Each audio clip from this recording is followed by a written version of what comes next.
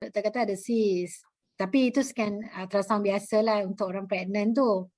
Tapi semalam, lepas tu PKP. Jadi saya tak pergi hospital, saya senyap je.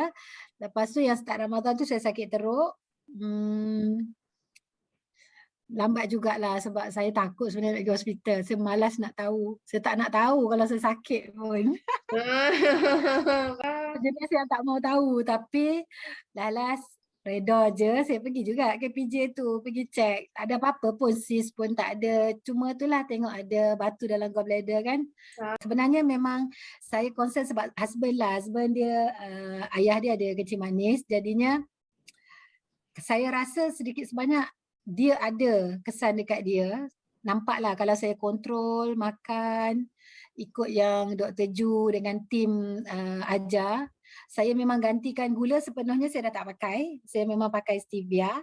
Kalau saya masak agar-agar, saya akan pakai stevia ganti. Jadi semua dah boleh terima. Air pun dah memang tak pakai gula. Jadi thank you so much Dr. Ju and team.